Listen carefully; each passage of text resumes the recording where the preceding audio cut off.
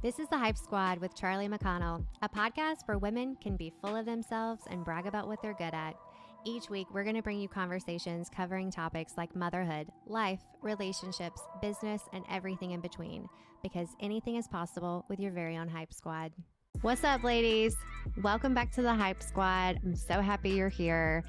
Today is a solo episode, and I wanted to talk about New Year's resolutions. I know that we're nowhere near the new year, but my birthday is coming up. Actually, at this point, it may have already happened, depending on when this comes out. But something I started doing a couple of years ago is birthday resolutions instead of New Year's resolutions. I don't know if any of you listening can relate to this, but New Year's resolutions have always been really hard for me. I think it's always felt like a lot of pressure, but also I have always related it to something weight loss associated. Like, I'm going to get back in the gym this year, or I'm going to lose the weight, or I'm going to get into those jeans, or I'm going to do Whole30 or 75 hard, like all of these crazy ideas as far as like weight and body image is concerned. And I think for me, when I think of New Year's resolutions, that's what I think of. And it's pretty triggering for me, honestly. I have a history of eating disorders and body dysmorphia.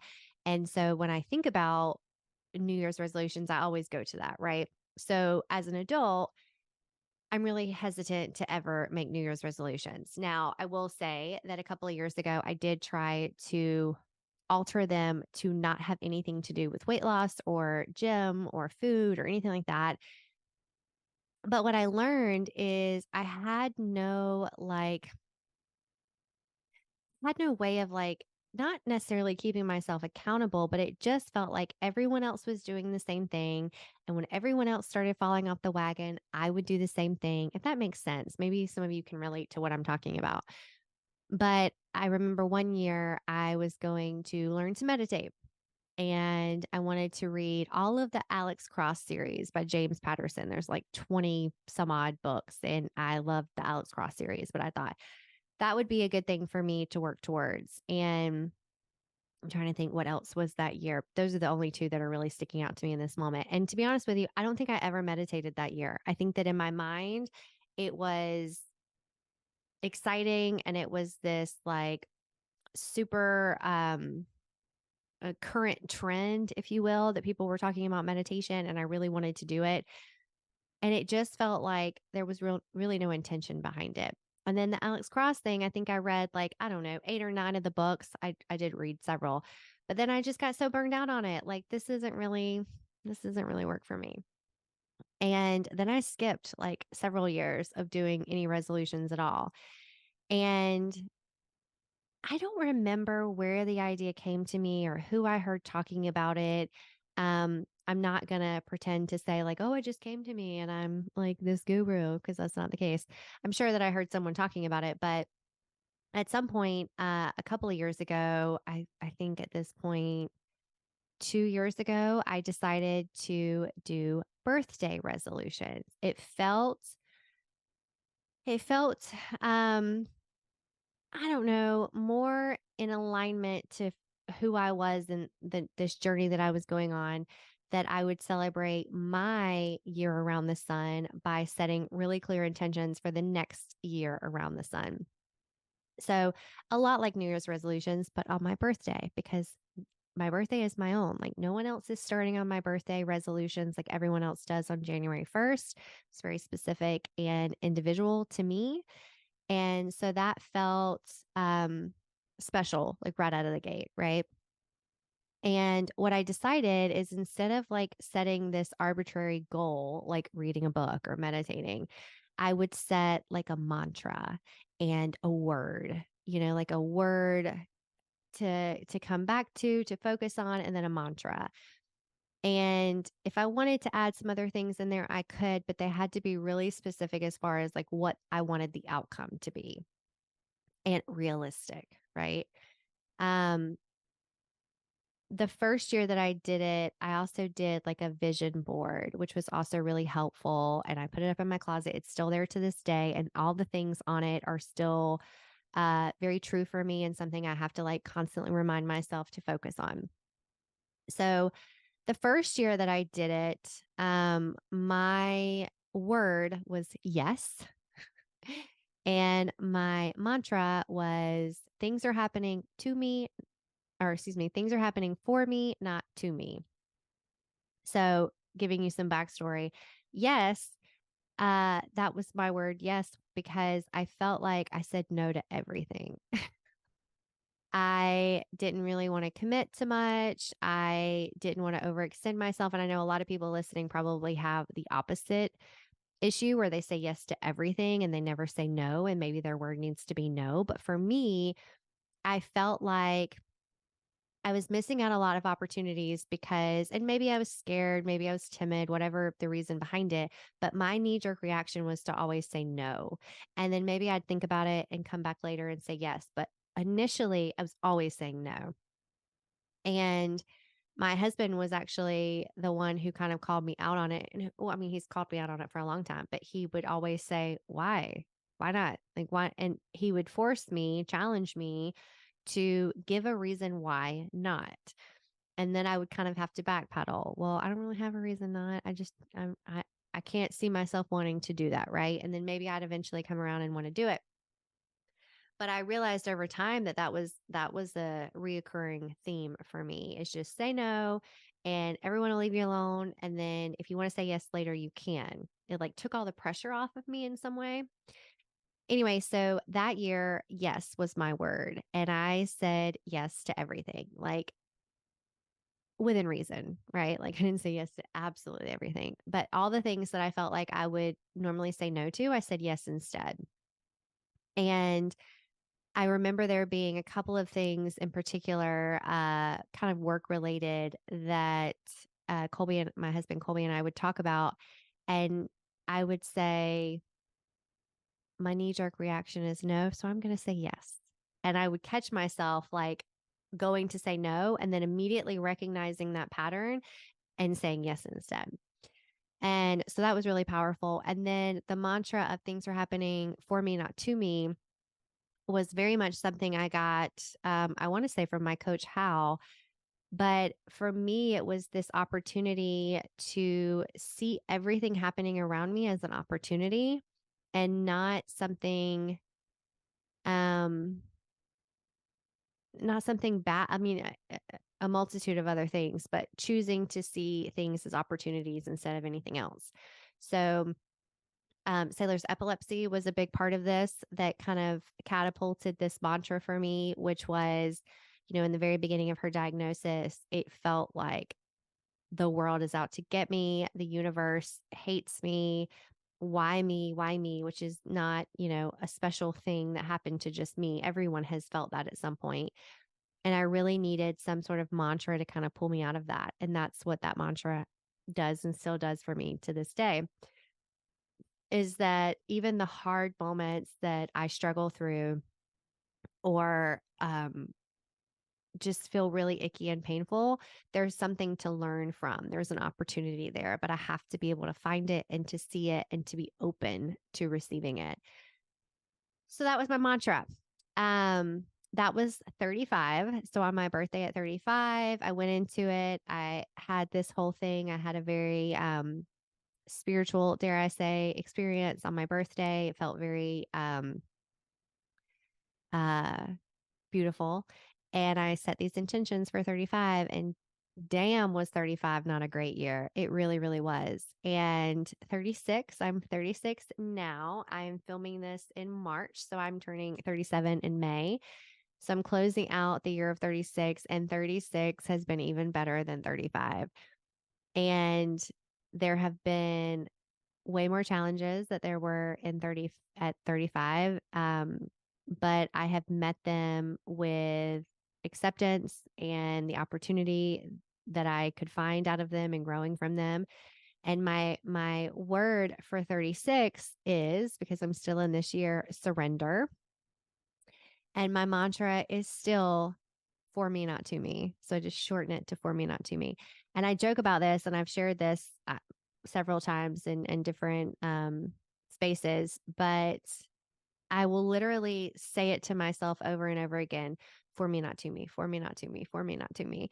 And I joke, I'm joking, but I'm also being very serious. I have had arguments with my husband where I literally will stop myself in the middle of it and say, for me, not to me, for me, not to me, for me, not to me. Like, don't hate him. Don't get mad at, like, see this as an opportunity. What part am I playing? Like, it just really helps me like pull myself out of a tailspin.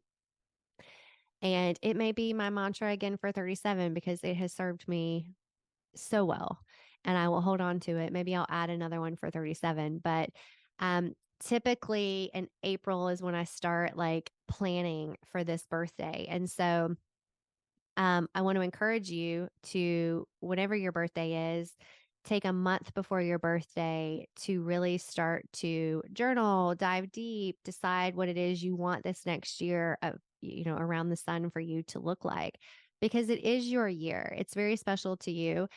And I think for me, instead of thinking it's 2024, I think this is 36. This is my year of 36. And it feels so much more individualized to me and my journey. And I will tell you one thing that was really cool for me, and this is just kind of a side note, is that it was really helpful for me in understanding my mother in a lot of ways. My mom was 36 when she had me, and when I turned 36, it was like this big moment for me to realize that I was the same age that she was when I was born, and realizing like who I am, this age, this maturity, this whatever was what she was when she had me. And it felt like a really full circle moment to understand her a little bit better, if that makes sense, and also to relate to her. And so, again, as a side note, I started a couple of years ago, 2 years ago, I think I started this at 35, writing journal entries to Sailor. Journaling has always been really hard for me. And I finally found an outlet that worked for me, which was writing to Sailor, my daughter, and sharing with her very vulnerable things. And I write it, I always joke that I feel very Carrie Bradshaw when I write it, because I'm writing it to her as like I'm writing a news article like Carrie Bradshaw did. If you do not know who Carrie Bradshaw is, please don't tell me. You'll make me feel so old. But you girls who are my age, maybe a little younger and older, you know who I'm talking about. Um, but it feels like a much easier way to speak to her and relate to her so that she can read it one day when she's older and understand the struggles that I went through at this age, and maybe kind of help us relate to each other, have her relate to me and who I was at this chapter in my life. And so I write to her in years. This is the year of 36, and I write all of my journal entries that way. And then I did it for 35. And um, I wish I would have had that from my mom, right? Like that would have been beautiful to understand at 36, reading her story of what she went through at 36 and being able to relate to her as who she was then. Of course, like I don't fault her for not being able to do that, but I do think it's something really cool that I can do for Sailor.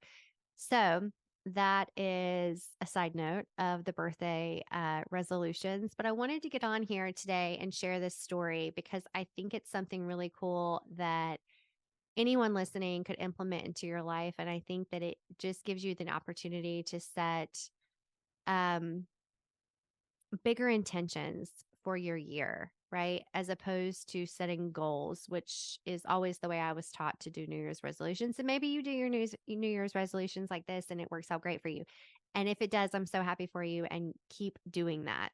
But if it doesn't, maybe something about this landed for you and you could try doing this for your birthday this year and create it as like this moment of checking back in with yourself. What did I do this past year? What am I proud of? What did I accomplish? What did I overcome? You can kind of create your own little hype list as far as your birthday is concerned. And then, what do you want the next year to look like? And really make it specific to yourself, and kind of a ritual. It can be really, really beautiful if you put the time and intention into it. And so I hope something from that landed for you. And if you do decide to do these birthday resolutions, let me know. Let me know how it is. If you want to share your story, please feel free to do so either here on the Instagram page, on the comment section, or just like drop me a DM. I would love to hear it. And if you have any of your own stories to share, maybe I could come on and share some of them here. So please feel free to do that. I really want this to be a community where we all support each other and give each other ideas, educate each other. So maybe if I get enough people to give me some feedback, I'll invite some people on and we'll talk about it on here in real time. So I also want to give my own hype list for this episode because every episode has a hype list. So, which if you haven't listened to one of these episodes before, your hype list is 2 columns. One column is all the things that you have achieved in your life, and then the other column are obstacles that you had to overcome in order to achieve that. So for me, I want to say that my achievement that I want to share today is showing up for myself consistently, giving myself really clear intentions in these birthday resolutions and continually coming back to them. Checking back in, making sure I am sticking to the intentions that I set for myself and I am continuing. So that's definitely an achievement. And an obstacle that I overcame is just finding new ways to check in with myself, finding new ways to get to know myself. I could have just decided I don't need to do resolutions at all. Like that's crazy. But I didn't. I wanted to find something to be really intentional about my life and all these different chapters. And so I did. And I feel like that was definitely an obstacle because I could have just left it alone and not done anything. So, those are my hype lists for this episode. I am so grateful that you were here and that you were listening and that you are a part of this community. I just really cannot say that enough. And I am a women's coach. I don't always talk about that in these episodes, but if you're ever interested in coaching or learning more about it, finding out if it's right for you, let's get on a call. Let's get on a free 30-minute discovery call and let's chat about it. Let's see if coaching is right for you. Let's see if there's a way that I can support you that can help you propel you into your next chapter, because there is no greater gift for me. It is most definitely my dharma in this life to support women in every capacity that I'm capable of. So thank you for being here. Thank you for coming and getting hyped with me today. And I hope that today and every day you are kind to yourself and kind to each other.